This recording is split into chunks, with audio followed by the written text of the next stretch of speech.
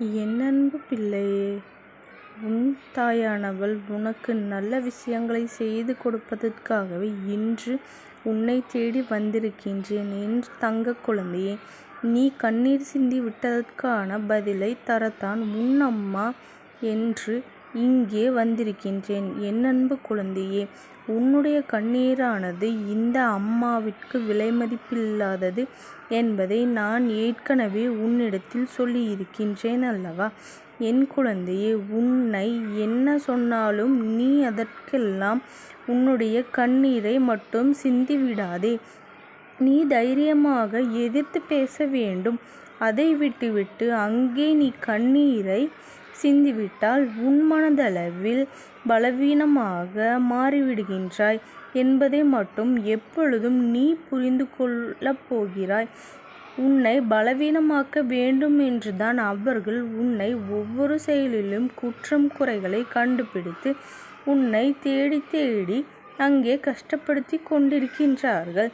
உன்னிடத்தில் இருக்கின்ற குறைகளை எல்லாம் இந்த அம்மா நிறைகளாக மாற்றுவதற்காகவே வந்திருக்கின்றேன்.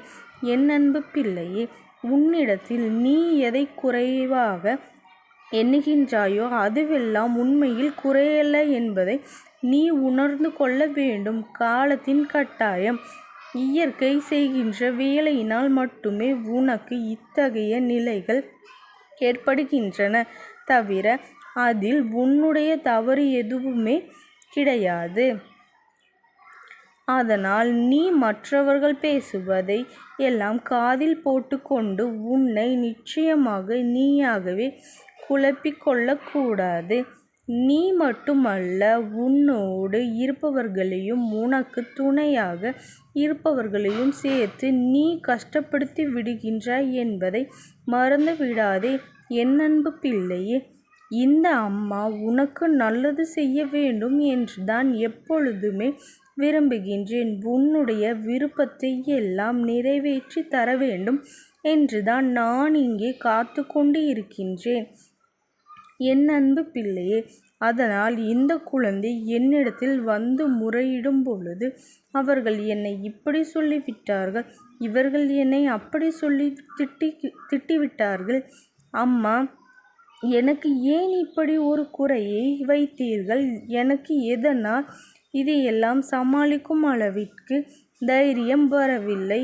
நீங்கள்தான் இதனை எல்லாம் சரி செய்து தர வேண்டும் என்று நீ கேட்கின்றாயே தவிர உனக்காக நீ எப்பொழுதுமே என்னிடத்தில் வந்து எதையும் கேட்பதாக எனக்கு தோன்றவில்லை. அதனால்தான் எப்பொழுதுமே உன்னிடத்தில் உன்னை நீ உணர வேண்டும் என்று தெளிவாக சொல்லிக் கொண்டிருக்கின்றேன்.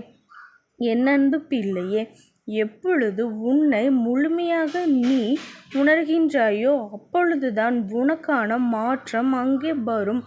அந்த சூழ்நிலைக்காகத்தான் இந்த அம்மா இத்தனை நாளும் காத்து கொண்டிருந்தேன் என்பதை நீ மறந்துவிடக்கூடாது என் செல்லமே.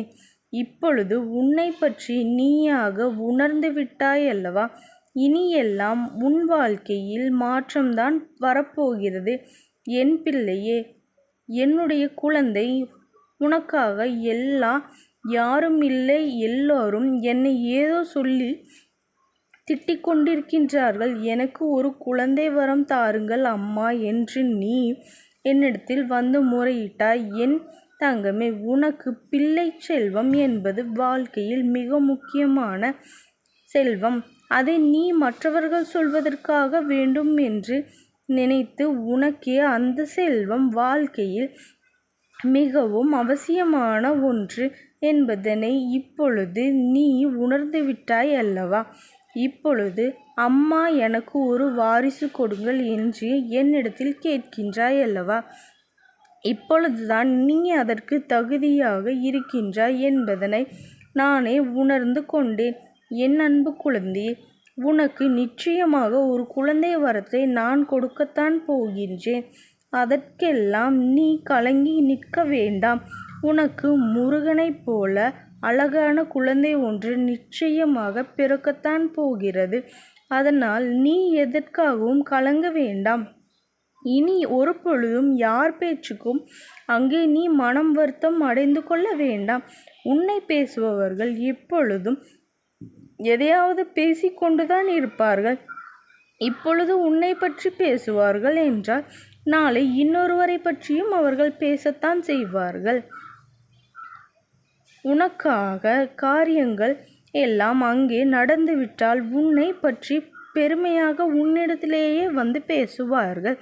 அதனால் இன்று இவர்கள் பேசுகின்ற வார்த்தைகளுக்கெல்லாம் நீ ஒரு பொழுதும் இடம் கொடுக்காதே. அவர்கள் இதுதான் முதன்மையான வேலையாக இருக்கின்றார்கள். யாரை பற்றி பேசலாம், என்ன பேசலாம், பேசுவதற்கு யாராவது கிடைக்க மாட்டார்களா என்று எப்பொழுதும் யாரையாவது புறம் பேசி கொண்டே இருப்பார்கள்.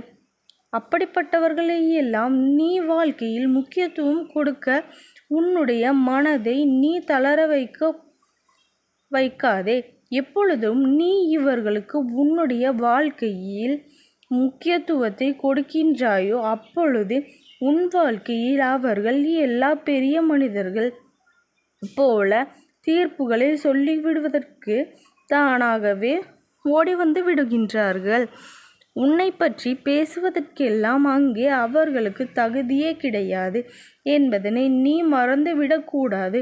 என் பிள்ளையே, குழந்தை செல்வம் என்பது ஒரு குறையல்ல.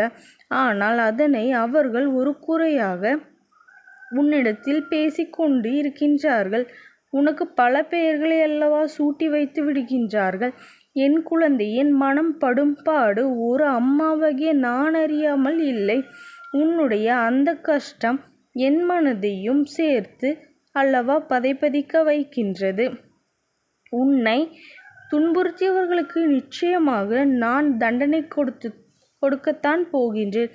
அது எப்படிப்பட்ட தண்டனை தெரியுமா? உன்னை எப்படி அவர்கள் பட்டப்பெயர்கள் வைத்து பேசினார்களோ, உன்னை காயப்படுத்தினார்களோ, அதுபோன்று ஒரு சூழ்நிலை நிச்சயமாக அவர்கள் இல்லத்தில் இருக்கின்ற ஒருவருக்கு நடக்கத்தான் போகின்றது. நீண்ட காலத்திற்கு பிறகு அவர்களினுடைய வாழ்க்கையில் நல்லது நடக்கும். அப்பொழுதுதான் நாம் மற்றவர்களை பார்த்து குறை சொல்லக்கூடாது. அதனால் எத்தனை வலிகளும் எத்தனை வேதனைகளும் இருக்கின்றது என்பதை எல்லாம் அவர்கள் புரிந்து கொள்வார்கள். என் பிள்ளையே, பச்சோந்தி போல மாறக்கூடிய இந்த மனிதர்கள் இவர்கள் பேசும் வார்த்தைகளுக்கெல்லாம் ஒரு பொழுதும் உன்னுடைய மனதை நீ காயப்படுத்தி கொள்ள வேண்டாம். இந்த தாயானவளினுடைய பிள்ளை அல்லவா நீ. வேறு யாருடைய பேச்சிற்கும் மயங்க வேண்டிய அவசியம் எதுவுமே இல்லை. என் குழந்தை, உனக்கு நான் ஒரு வார்த்தை தருவதோடு மட்டுமல்லாது என்னுடைய குழந்தை பிள்ளை செல்வத்தின் நல்ல எதிர்காலம் அமையும்படி நான் ஆசீர்வாதம் செய்கின்றேன். உனக்கு நான் ஒரு வரத்தை கொடுக்கின்றேன். உன்னுடைய இல்லத்தில் இனிமேல் எந்த கஷ்டங்களும் வராது. அதற்கு நானே பொறுப்பேற்கின்றேன். என் தங்க பிள்ளையே, நீ எதை நினைத்தும் கவலைப்படாதே. இந்த தாயானவளுடைய அன்பும் ஆசீர்வாதம் என்றென்றைக்கும் உனக்கு முழுமையாக கிடைத்து கொண்டே இருக்கும். ஓம் சக்தி போற்றி. ஓம் ஆதிபராசக்தி போற்றி.